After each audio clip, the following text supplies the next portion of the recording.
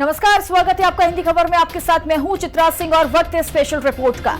देश के प्रधानमंत्री वहां पहुंचे जहां अभी तक कोई नहीं पहुंचा। भारत के प्रधानमंत्री नरेंद्र मोदी के कदम यूक्रेन की धरती कीव में पड़े तो वहां पर रह रहे भारतीयों का जोश टॉप लेवल पर दिखा।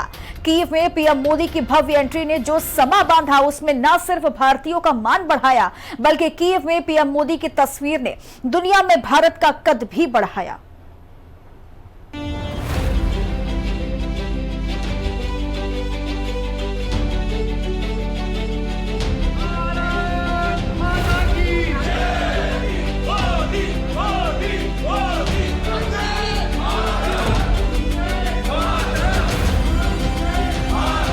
वॉर जोन में पीएम मोदी की एंट्री ने समा बांधा तो दुनिया की निगाहें भी पीएम मोदी पर टिकी नजर आईं, क्योंकि ऐसा पहली बार हुआ है जब आजाद यूक्रेन में कोई भारतीय प्रधानमंत्री पहुंचा हो। नरेंद्र मोदी बुद्ध के विचारों के साथ उस मसले का हल निकालने यूक्रेन पहुंचे जिस पर इस वक्त न सिर्फ यूक्रेन की बल्कि दुनिया भर की निगाहें हैं। भारत बुद्ध की विरासत वाली धरती है।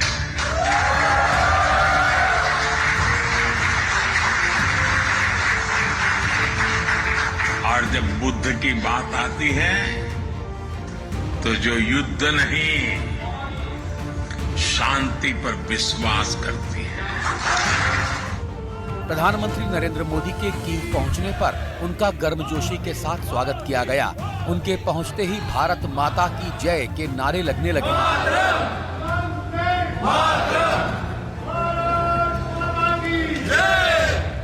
पीएम मोदी ने कीव पहुंचकर वहां रह रहे भारतीयों से मुलाकात की। उस दौरान करीब 200 भारतीय वहां पर मौजूद रहे। लोगों ने प्रधानमंत्री नरेंद्र मोदी से हाथ मिलाया। इसके बाद पीएम मोदी ने कीव में महात्मा गांधी की प्रतिमा पर पुष्प चढ़ाए और श्रद्धांजलि अर्पित की। भारत बुद्ध की विरासत वाली धरती है।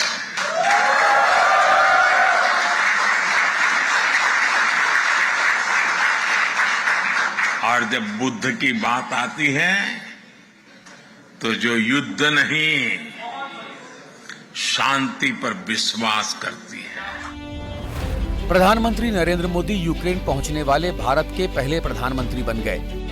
साथ ही ऐसे वक्त पर मोदी पहुंचे जब यूक्रेन और भारत के पुराने दोस्त रूस के बीच जंग चल रही है। युद्ध की आग में जल रहे रूस और यूक्रेन में 2.5 वर्षों से जंग जारी है और इसी जंग के बीच देश के प्रधानमंत्री नरेंद्र मोदी 10 घंटों की ट्रेन यात्रा करके यूक्रेन की राजधानी कीव पहुंचे। इस दौरान पीएम मोदी ने कीव में 7 घंटे बिताए और ये 7 घंटे यूक्रेन के राष्ट्रपति जेलेंस्की के लिए महत्वपूर्ण रहे। इंडिया एक ऐसा देश है जो न्यूट्रल है आज के दिन में। अगर आप चाइना देखें तो वो रशिया के साथ में है, एंटी अमेरिका है। सो इंडिया का एक ऐसा वो है स्टेटस जो pro west with everyone basically. So लगता है कुछ हो सकता है, बाकी तो अभी समय बताएगा। यहाँ के लोग तो बहुत काफी समय से प्रतीक्षा कर रहे थे कि मोदी जी आए और भारत जो दुनिया की सबसे बड़ी डेमोक्रेसी है और इतनी बड़ी अर्थव्यवस्था है, ग्लोबल साउथ का भारत लीडर है, ऐसे भारत का प्रधानमंत्री अभी तक यूक्रेन में नहीं आया तो यूक्रेन को भी बहुत लॉस हुआ है इस चीज़ से और भारत को भी कहीं जाके इस चीज़ से लॉस ही हुआ है। अब मोदी जी के आने के बाद लोग बहुत खुश हैं।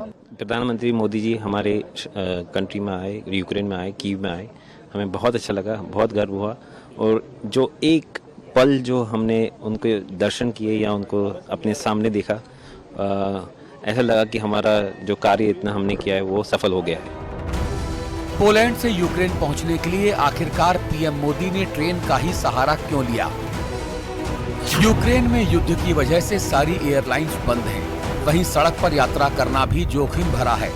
इस बीच पीएम मोदी रेल फोर्स 1 से कीव पहुंचे। ये ट्रेन धीमी रफ्तार से चलती है जिसका रूट गोपनीय रखा जाता है। बता दें कि ये ट्रेन रात में चलती है, जिसमें आलीशान होटल जैसे कमरे होते हैं। ये सारे कंपार्टमेंट्स लकड़ी से बने होते हैं। इस ट्रेन को चलाने के लिए डीजल का इस्तेमाल किया जाता है। उनका बहुत वार्म स्वागत हुआ पोलैंड में भी और अभी यूक्रेन में भी। और जो माननीय प्रधानमंत्री जी का कॉल है that this is a time for peace, this is a time to use diplomacy, ये जो मैसेज है ये बहुत अच्छी तरह रेजोनेट करेगा, सिर्फ इसी विजिट में नहीं पर बाकी भी, क्योंकि ऐसा है कि जियोपॉलिटिकल सिचुएशन जिस तरीके से इवॉल्व हो रही है, इसमें इंडिया की support for the process of peace और डिप्लोमेटिक चैनल्स को यूज करके ये बहुत ही महत्वपूर्ण है। सवाल ये है कि दुनिया के सबसे भीषण युद्ध के बीच चलने वाली इस ट्रेन को कीव जाने के लिए पीएम मोदी ने आखिर क्यों चुना? तो पीएम मोदी से पहले पिछले साल 20 फरवरी को अमेरिकी राष्ट्रपति जो बाइडेन इस ट्रेन से यूक्रेन गए थे। अपनी इस यात्रा के दौरान रेल फोर्स 1 कंपार्टमेंट में कॉन्फ्रेंस टेबल पर काम करते हुए अमेरिकी राष्ट्रपति की तस्वीर सामने आई थी। बाइडेन से पहले फ्रांस के राष्ट्रपति इमैनुअल मैक्रों और इटली के तत्कालीन प्रधानमंत्री मारियो ड्रैगी एक साथ कीव गए थे। इसी साल 24 फरवरी को युद्ध के 2 साल पूरे होने पर इटली की पीएम जॉर्जिया मेलोनी भी इसी ट्रेन से कीव गई थी। दुनिया के राजनयिक ही नहीं, पत्रकार और राजनयिक रेल फोर्स 1 से ही सफर करते हैं। प्रधानमंत्री नरेंद्र मोदी इसी युद्ध के बीच सुरक्षा के लिहाज से ट्रेन से कीव पहुंचे। अब उम्मीद है कि पीएम मोदी और जेलेंस्की के बीच जो भी बात हुई उसका सार्थक परिणाम जल्द ही देखने को मिले। ब्यूरो रिपोर्ट, हिंदी खबर।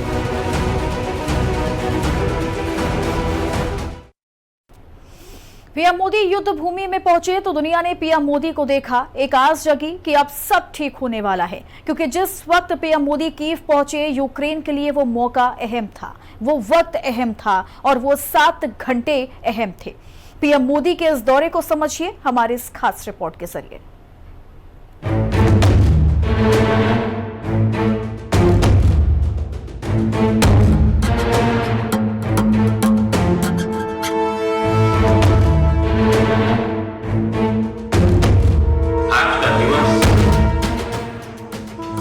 यूक्रेन के संबंधों के लिए एक बहुत ही ऐतिहासिक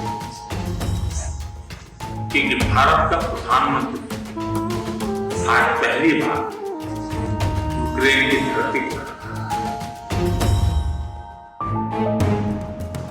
30 साल बाद पहली बार कोई भारतीय प्रधानमंत्री यूक्रेन के दौरे पर पहुंचा है। पीएम मोदी को देखकर यूक्रेन के राष्ट्रपति के मन में उम्मीद नजर आ रही थी। ये वक्त बहुत महत्वपूर्ण था, क्योंकि ये मौका था यूक्रेन का आजादी दिवस। वहीं युद्ध पर भारत का रुख पीएम मोदी ने साफ किया। पीएम मोदी ने रूस की सीधी आलोचना नहीं की, दोनों देशों से शांति की अपील जरूर की और बदलते समीकरण में संबंध और संतुलन बनाने की बात की। और मुझे लगता है कि युद्ध की सबसे पहली कैजुअलिटी किसकी होती है तो निर्दोष बालकों की होती है, और वो बहुत दर्दनाक होता है। किसी भी सुसंस्कृत समाज में जो मानवीय मूल्यों में विश्वास करते हैं उनके लिए, और जो एक संवेदनशील व्यक्ति होते हैं उनके लिए इस प्रकार की घटनाएं कतई स्वीकार नहीं हो सकती हैं। यूक्रेन में पीएम मोदी की राष्ट्रपति जेलेंस्की से बात हुई, कई मुद्दों पर चर्चा हुई। कीव में पीएम मोदी का मुख्य एजेंडा क्या रहा वो भी समझ लीजिए। रक्षा और आर्थिक संबंधों को मजबूत करने पर बातचीत हुई। द्विपक्षीय संबंधों की मजबूती पर पीएम मोदी ने चर्चा की। रूस और यूक्रेन युद्ध पर मंथन को लेकर चर्चा हुई। पीएम मोदी ने सीज फायर का प्रयास किया, क्योंकि ये बहुत जरूरी है कि यूक्रेन और रूस के बीच युद्ध को किसी भी सूरत में रोका जाए। वहीं पीएम मोदी ने मानवीय सहायता का भी वायदा किया। ये सोचने वाली बात है। इंडिया से पहले दफे मेरे होश में आज तक कोई नहीं सुना, मैंने नहीं कभी सुना था, ना कभी मैंने जाना था। आने से पहले किसी को पता भी नहीं था यूक्रेन है, मगर हमारे प्राइम मिनिस्टर नरेंद्र मोदी जी आज यहाँ पर आए हैं और ये स्टेप बहुत बड़ा रहा है। और पूरे वर्ल्ड में रिलेशन तो बहुत अच्छे ही हैं, अब यूक्रेन के साथ भी अच्छे हैं। यानी कि जिस तरह से युद्ध जारी है, इस बीच अगर जरूरत पड़ती है तो फिर मानवीय सहायता भी भारत की तरफ से मुहैया करवाई जाएगी। भारत की एक ही सोच है, वो है वसुधैव कुटुंबकम, यानी कि पूरा विश्व हमारा परिवार है।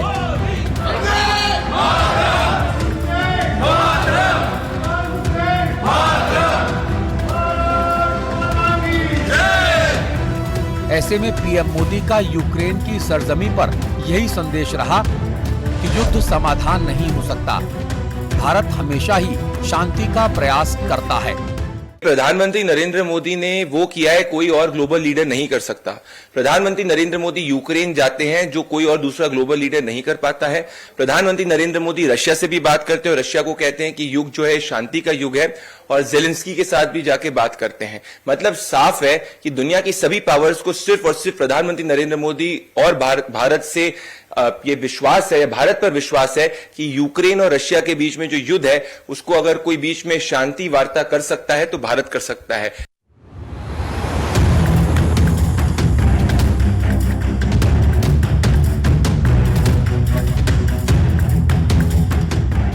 जहां दुनिया इस युद्ध को लेकर दो खेमों में बटी हुई है, वहीं पीएम मोदी के इस दौरे को अहम क्यों माना गया, उसे समझ लीजिए।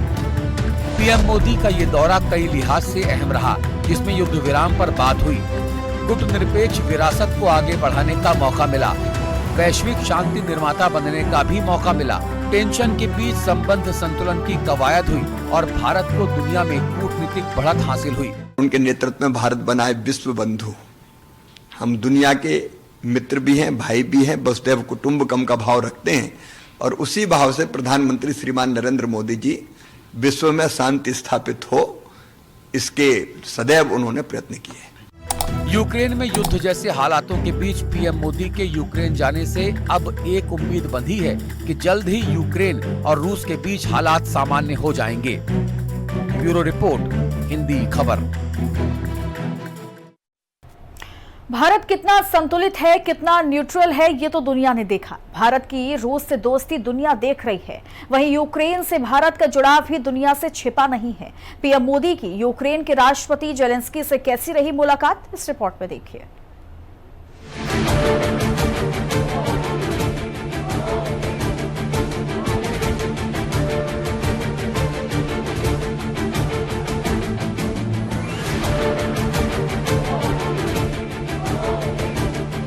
इसलिए भारत इस रीजन में भी स्थायी शांति का एक बड़ा पैरोकार है।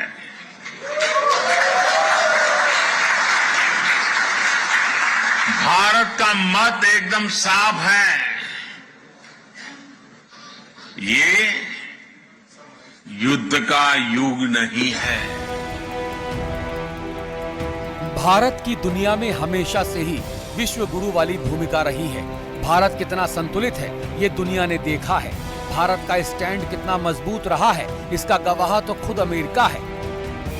भारत पूरी कोशिश में है कि रूस और यूक्रेन, इन दोनों देशों के बीच शांति कायम हो। वहीं दुनिया के प्रयासों की अगर बात करें तो स्विट्जरलैंड में शांति सम्मेलन का आयोजन किया गया। अभी कुछ समय पहले 95 देशों का एक जमघट इकट्ठा हुआ। भारत से भी कुछ लोग गए, मगर ताज्जुब की बात थी कि जब दो लोग यानी रूस और यूक्रेन लड़ रहे हैं तो उन्हें शामिल करना चाहिए, मगर रूस को नहीं बुलाया गया। अब एक किस तरह की शांति वार्ता हुई, ये समझ में नहीं आया। उन्होंने सेकंड किया और मैंने सिर्फ इतने लोग थे तो इतना तो टाइम नहीं दिया, बट मैंने पूछा केम छो साहब, तो उन्होंने बोला मजा में पहला। सो बहुत अच्छा लगा, बहुत प्यार से सबको मिले। 10 घंटे के इतने जर्नी के बाद भी वो इतने फ्रेश थे, इतने एनर्जी थे, तो बहुत अच्छा लगा। इनके इस विजिट से जो पीस प्रोसेस कुछ बढ़े, जिससे अमन शांति होए दुनिया में, जैसे कि हिंदुस्तान बोलता है वसुधैव कुटुंबकम, तो वही हमारा देश का जो एक मैसेज है वो प्रधानमंत्री की तरफ से सही लोगों पर पहुंचे, जिससे कि अमन और शांति यहाँ पर दोबारा से कायम हो। मन गदगद हो गया कि हमारे प्रधानमंत्री जी यहाँ पधारे, तो काफ़ी अच्छा लगा। मुलाकात हुई, एकदम करीब से मुलाकात हुई मोदी जी से। असल में जिससे बात करनी थी उससे बात नहीं करनी है। इसे सीधा समझे तो जो पिट रहा है यानी कि यूक्रेन, उसे बुलाकर शांति वार्ता होती है, लेकिन जो पीट रहा है यानी रूस, उससे बात ही नहीं की जा रही है। इसका मतलब साफ था कि इन देशों को असल में युद्ध रुकवाना ही नहीं था। मगर पीएम मोदी के इंटरवेंशन से काफी हद तक चीजें बदल सकती हैं। इससे पहले पीएम मोदी पोलैंड गए, जहां से उन्होंने इस युद्ध को लेकर बड़े संदेश दिए। पीएम मोदी ने कहा था कि ये संघर्ष हमारे लिए चिंता की बात है। साथ ही युद्ध को लेकर उन्होंने रूस यूक्रेन को संदेश दिया कि समस्या का समाधान युद्ध से नहीं हो सकता। भारत शांति का सबसे बड़ा पैरोकार है। भारत का स्टैंड क्लियर है, ये युद्ध का योग नहीं है। मानवता को बचाने के लिए ये एकजुट होने का समय है। भारत ने हमेशा डिप्लोमेसी और डायलॉग्स पर बल दिया है, यानी कि शांति का एक ही रास्ता है, आपसी बातचीत। मोदी जी ने क्या कहा कि भारत जो है बुद्ध की धरती है, युद्ध की धरती नहीं, और बुद्ध के रास्ते से ही देश, पूरी दुनिया जो है वो शांति और सद्भाव के रास्ते को तय कर सकती है। पूरा विश्व ये भी जानना चाहता है कि आप मणिपुर की पीस के लिए क्या कदम उठा रहे हैं। अब तो टेप्स आए हैं सामने, ऑडियो टेप्स आए हैं, जहां मुख्यमंत्री सीधे सीधे शामिल हैं इस तरह के षड्यंत्र में जहां शांति भंग हो वहां की राज्य की। पूरे विश्व का ठेका लिए घूम रहे हैं अपने ही देश में, और ये मैं नहीं बोल रहा, विश्व में ये पूछ रहे हैं और जगहसाई हो रही है हमारे देश की। पूरे विश्व में सिर्फ पीएम मोदी हैं जो ये साफ कर रहे हैं कि वो दोनों देशों से बात करेंगे। शांति बनाने के लिए दोनों देशों को प्रयास करना होगा। किसी एक से बात करने से कोई समाधान नहीं निकलेगा। आपको बता दें कि इससे पहले जब पीएम मोदी मॉस्को गए थे, तब जेलेंस्की ने कहा था कि मोदी दुनिया के सबसे बड़े लोकतंत्र के प्रधानमंत्री हैं, सबसे बड़े लोकतंत्र के मुखिया हैं, और वो एक हत्यारे यानी कि पुतिन के गले मिले, जिससे मैं आहत हुआ। मगर ये समझने को कोई तैयार नहीं था कि रूस से बगैर बातचीत के समस्या का समाधान हो ही नहीं सकता था। उसके बाद इस बार जेलेंस्की ने खुद पीएम मोदी को बुलाया, यानी कि अब यूक्रेन के राष्ट्रपति जेलेंस्की को समझ में आ गया है कि दुनिया को इस युद्ध से मतलब नहीं है। अगर कोई हालात ठीक कर सकता है तो वो है भारत के प्रधानमंत्री नरेंद्र मोदी। ब्यूरो रिपोर्ट, हिंदी खबर। पीएम मोदी की मौजूदगी के वक्त पूरा यूक्रेन भारतीय संस्कृति से सराबोर दिखा। ये दिखाता है कि यूक्रेन को भारत की कितनी जरूरत है। हाथ जोड़ना, जय श्री राम बोलना, ये दिखाता है कि भारत का यूक्रेन आना जेलेंस्की के लिए किसी बड़ी जीत से कम नहीं रहा। यूक्रेन और रूस से भारत के कैसे हैं व्यापारिक रिश्ते, इस रिपोर्ट में देखिए।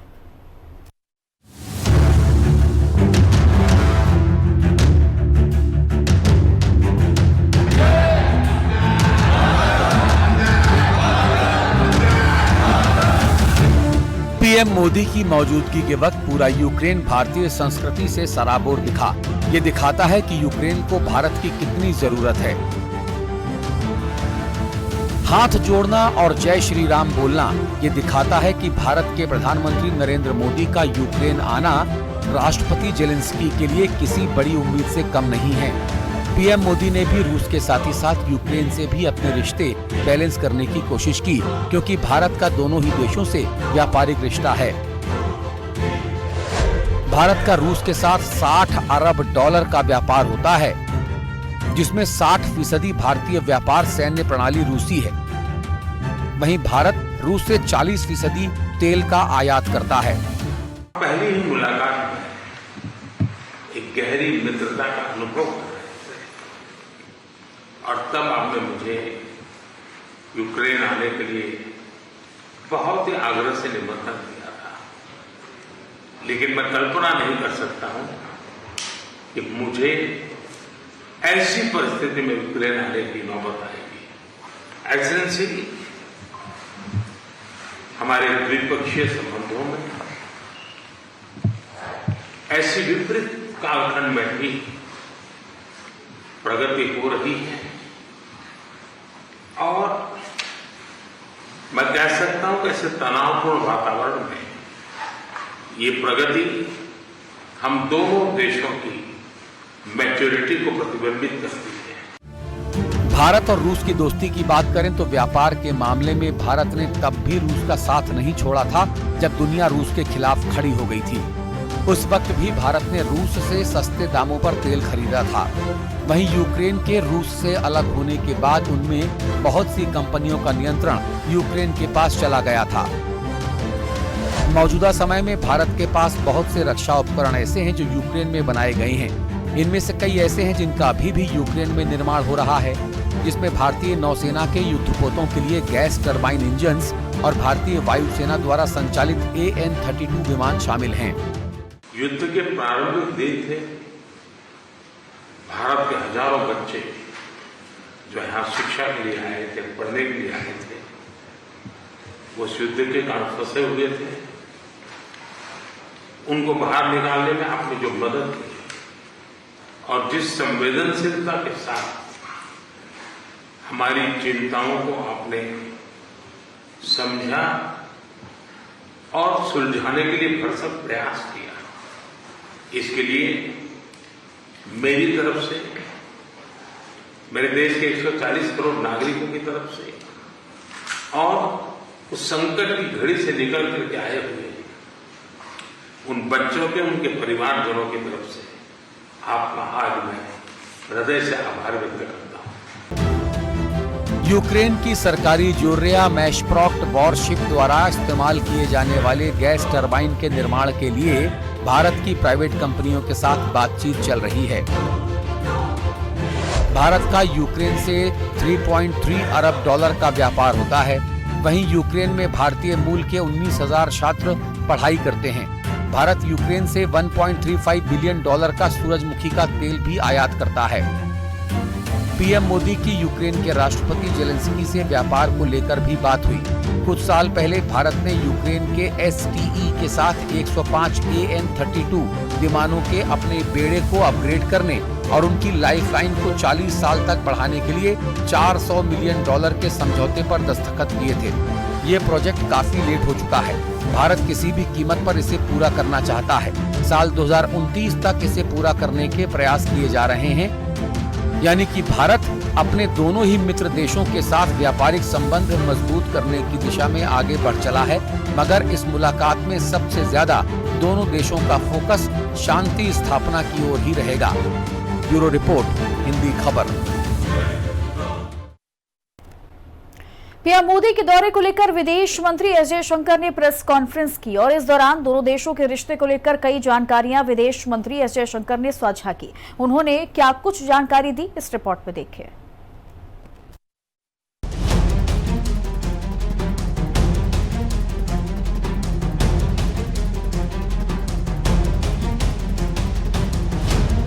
पीएम मोदी की 7 घंटे की मुलाकात में जो निष्कर्ष निकलकर सामने आया, उसमें पीएम मोदी ने शांति की बात की। इस मुलाकात को समझना है तो उस मुलाकात के बाद प्रधानमंत्री मोदी ने क्या कहा वो समझना पड़ेगा। प्रधानमंत्री मोदी ने यूक्रेन की भूमि पर खड़े होकर ये अपील की कि युद्ध भूमि से समाधान नहीं हो सकता। भारत निष्पक्ष नहीं है, भारत का पक्ष शांति है। उन्होंने कहा कि ये युद्ध का युग नहीं, मानवता और देश के लिए युद्ध रुकना जरूरी है, जिसके लिए बातचीत ही एकमात्र रास्ता है। दुनिया के लिए मानवता सबसे पहले आती है और भारत का स्टैंड क्लियर है कि भारत शांति में पूरा सहयोग करेगा। संघर्ष बड़ी चिंता का विषय है, जिसके लिए समाधान जरूरी है। में आकर के भी वही बातें कह रहे हैं कि भाई किसी तरह से अगर भारत इसमें मदद कर सकता है ये शांति प्रस्ताव को लाने के लिए, तो भारत उसके लिए तैयार है। और यही हमारा बायलैटरल रिलेशन तो है ही है यूक्रेन के साथ, लेकिन उसके अलावा भी सबसे इम्पोर्टेंट चीज़ है कि ये युद्ध जो कि सारे ग्लोबल साउथ को इम्पैक्ट कर रहा है, सबकी सारे जो देशों के लिए, तो इसलिए बहुत इम्पोर्टेंट है कि भारत जैसा देश, जिसमें ज़्यादातर लोगों को विश्वास है कि भारत ऑब्जेक्टिवली जो भी करेगा दुनिया के हित के लिए करेगा। इस मुलाकात में भारत और यूक्रेन के बीच 4 समझौतों पर हस्ताक्षर हुए। भारत और यूक्रेन के बीच कृषि विज्ञान के क्षेत्र में सहयोग पर सहमति, सांस्कृतिक सहयोग बढ़ाने पर जोर दिया गया, स्वास्थ्य के क्षेत्र में सहयोग पर सहमति बनी और दोनों देशों में मानवीय मदद पर भी सहमति बनी। We signed 4 agreements today. One was in regard to community development projects in Ukraine. One was in regard to drug control standards and harmonization. One was on cultural exchange, and the fourth one was agriculture. इस मुलाकात के कई मायने हैं। PM Modi के कहने पर अगर रूस और यूक्रेन युद्ध रुक जाता है तो भारत का कद दुनिया में बहुत ज्यादा बढ़ जाएगा। इस मुलाकात का फ़ायदा भारत को मल्टीपल लेवल्स में होगा आने वाले वक्त में। पहला फ़ायदा तो ये होगा कि दुनिया के प्लेटफॉर्म पे भारत की छवि तो ना हम कहें, परंतु भारत की असली कंट्रीब्यूशन दुनिया के सामने आएगी। लीडरशिप रोल, थॉट लीडरशिप, और ऐसी लीडरशिप जो कि देशों के बीच में शांति करवाने में कंट्रीब्यूट कर सकती है, वो भारत की छवि और जियोपॉलिटिक्स में भारी भरकम बनेगा हमारा। दूसरा, अगर ये जंग रुकती है तो ऑफ कोर्स, और उसमें भारत कंट्रीब्यूट करता है, तो ऑफ कोर्स यूक्रेन और भारत के रिश्तों में भी प्रभाव पड़ेगा, बायलैटरल हमारे रिश्ते अच्छे बढ़ेंगे। वहीं संयुक्त राष्ट्र के महासचिव एंटोनियो गुटेरेस ने भी यही उम्मीद जताई है कि प्रधानमंत्री मोदी की यूक्रेन यात्रा रूस और यूक्रेन के बीच चल रहे युद्ध को खत्म करने में योगदान देगी। लेकिन आखिरी निर्णय दोनों देशों यानी कि रूस और यूक्रेन को ही लेना होगा कि उन्हें अपने देश के लिए क्या चाहिए, शांति या युद्ध। ब्यूरो रिपोर्ट, हिंदी खबर।